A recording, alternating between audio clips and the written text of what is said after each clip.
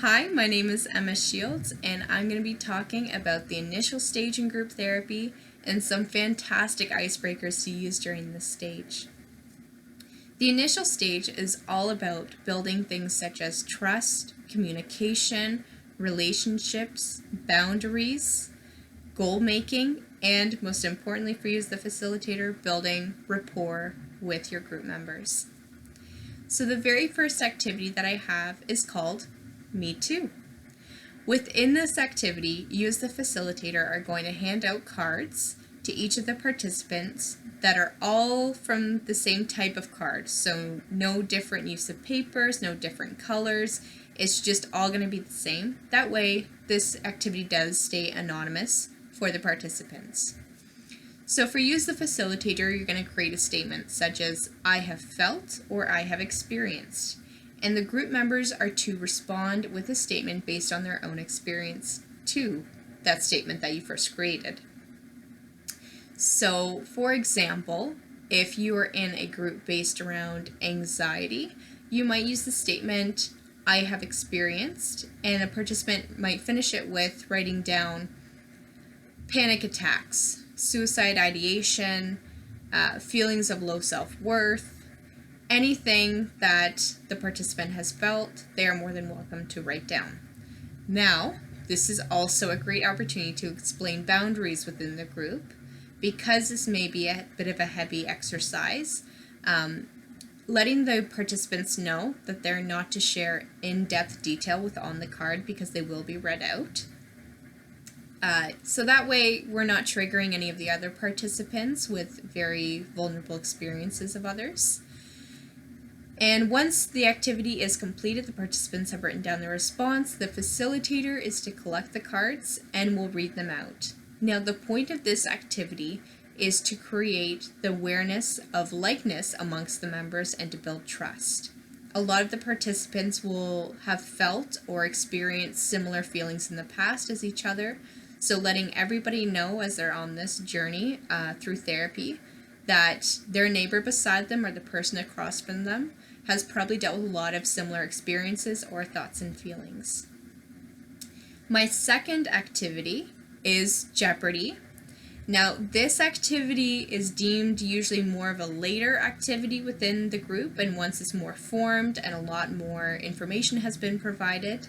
But in this case, if more commonly known answers are used, it is a great way for participants to communicate with each other while split up into a group of two, and they're able to figure out what areas of knowledge they already have, what maybe they want to know more about, which ties into the goal that they will create for the group therapy. So I have an example from a past group therapy that I had for young moms. So I created 3 different categories. Now, depending on the length of time that you have as a facilitator during group for the activity, you might add more. That is completely up to you. So for this activity, I did previously have 100, 200, 300, 400, 500, and per 100 more, I had a little bit more of a difficult question to ask.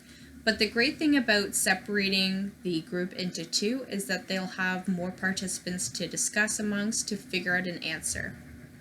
If some of the answers you do want to touch on, but you know the participants might not know the correct terminology or answer for it, you can also create a word bank on the side where it adds a more interesting component where the group members have to figure out based on the word bank what word would fit best to that answer.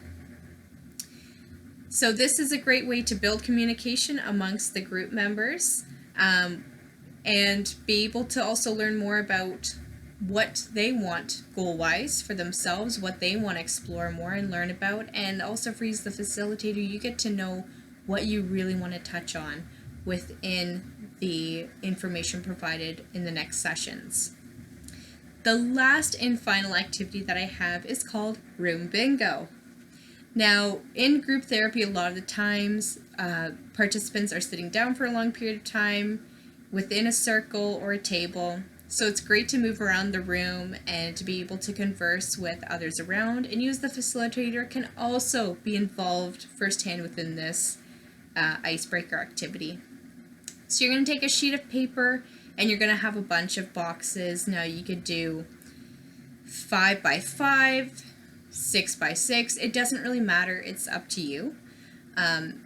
But you will have a statement for each and every box, and it could be things such as, I have been to another country, I have a child, I've broken a bone, whatever. It can be even silly such as, I love pickles.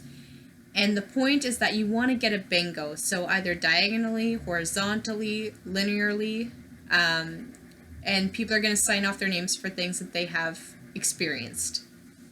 And the first person to get a bingo obviously just gets the credit of having that bingo. If you want to introduce treats, and that's okay.